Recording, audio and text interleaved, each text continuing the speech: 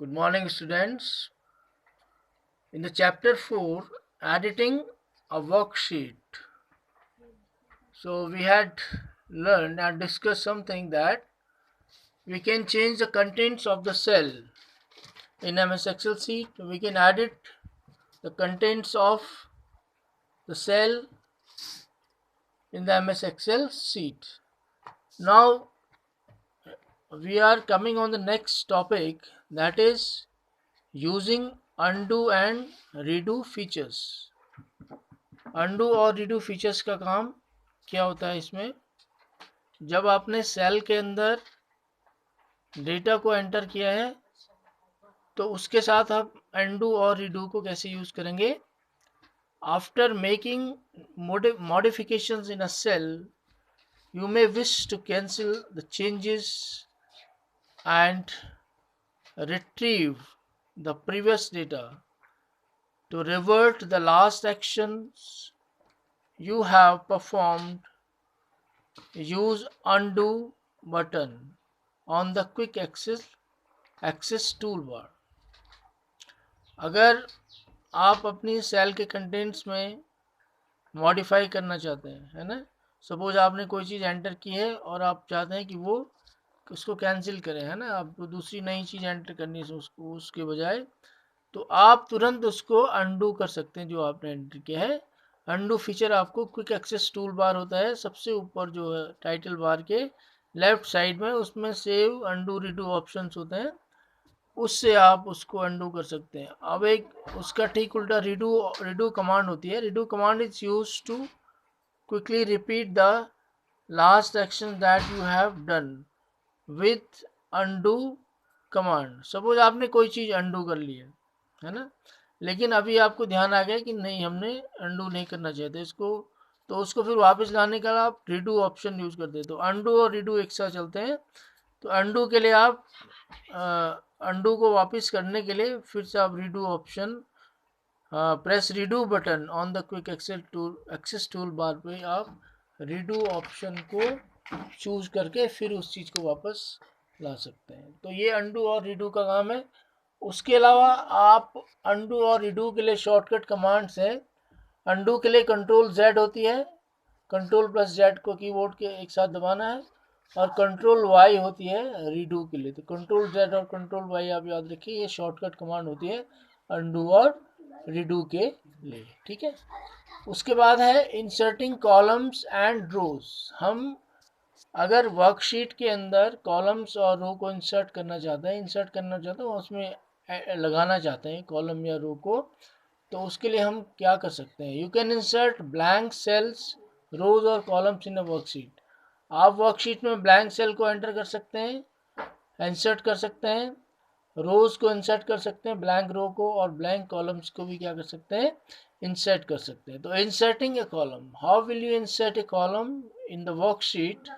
To insert a single column, select the column or cell immediately to the right of cell where you want to insert the new column. जहाँ पर भी आपको नया column या cell insert करनी है, उससे राइट वाले आप सेल या कॉलम को क्या करेंगे? सेलेक्ट करेंगे, उसके राइट साइड वाले. उसके बाद for example to insert a column to the left of a column C. अगर कॉलम सी के लेफ्ट में आपको एक कॉलम इंसर्ट करना है तो click on a cell in column C. Column C में किसी भी सेल को आप क्लिक करें, then click on insert drop down button, और इंसर्ट ड्रॉप डाउन बटन को क्लिक करिए in the cell group on the home tab में सेल ग्रुप्स में, and choose insert sheet columns option. और वहाँ पर ऑप्शन होगा आपके पास इंसर्ट शीट कॉलम, यानी कि शीट के कॉलम को आपको इंसर्ट करना है. Excel inserts blank column to the left of the column C. Column C के लेफ्ट साइड में एक ब्लैंक कॉलम इंसर्ट हो जाएगा, and shift the entries of column C to column D, and shift the entries of column C to column D, है ना. और column C की entry जो है कॉलम डी में, उसके राइट में क्या हो जाएंगे? शिफ्ट हो जाएंगे. To insert multiple columns rows cell, select the same number of columns rows cells that you want to insert. हम एक से ज़्यादा कॉलम और रो को या सेल्स को इंसर्ट कर सकते हैं. तो you have to select the same number of column rows और cell that you want to insert, है ना। तो जितनी भी कॉलम रोज या सेल्स इंसर्ट करनी है उतनी ही रोज और कॉलम को आपको सेलेक्ट करना है। You can also insert a row by selecting the row and then choosing. दूसरा तरीका क्या है रो को इंसर्ट करने का, इंसर्ट फिर इंसर्ट शीट रो ऑप्शन में जाकर के the new row will be added to above the selected row. जो रो आपने सेलेक्ट करी है उसके ऊपर आपकी नई रो आई, है ना। तो ये रो को इंसर्ट करने का तरीका है। उसके बाद कॉपिंग एंड मूविंग डेटा, जो सेल में डेटा है उसको कॉपी या मूव कर सकते हैं। Copying refers to duplicating data, means data को डुप्लीकेट उसकी कॉपी बनानी है, उसका डुप्लीकेसी करनी है।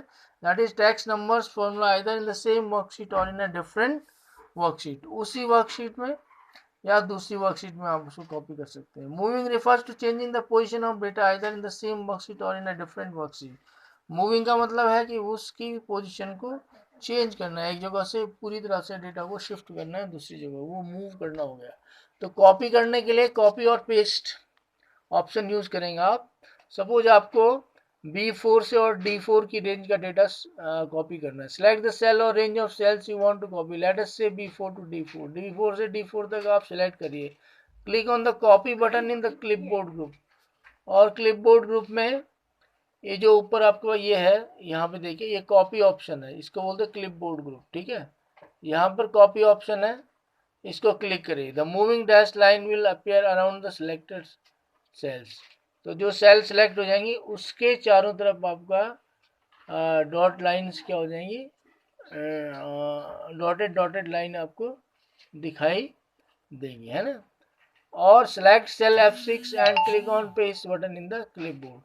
अब सपोज आप F6 में उस डेटा को कॉपी करना चाहते हैं तो F6 पे क्लिक करिए और वहां पर जाकर के पेस्ट ऑप्शन को आप क्लिक करिए, ये वाला क्लिपबोर्ड में पेस्ट ऑप्शन। तो पेस्ट ऑप्शन को क्लिक करेंगे तो वहां पर वो डेटा क्या हो जाएगा, कॉपी हो जाएगा। If you want to paste the same data repeatedly click on the paste button again. और भी कहीं अगर आप उस डेटा को पेस्ट करना चाहते हैं तो वहां क्लिक करके उसको पेस्ट करते रहिए, तो आप एक से ज़्यादा जगह पे उसको क्या कर सकते हैं, पेस्ट कर सकते हैं, उसकी कॉपी बना सकते हैं, ठीक है।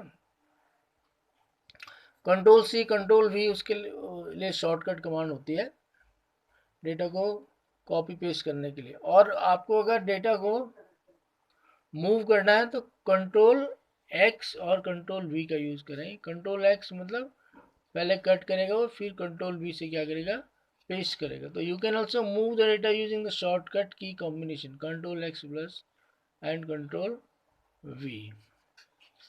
तो ये जो है कट के लिए हो गया। उसके बाद using autofill feature, autofill feature में क्या होता है, सपोज आपके पास Excel provides a wonderful feature of copying cell contents. Autofill is the easiest method to fill data in cells automatically, automatically cells में डेटा फिल हो जाता है।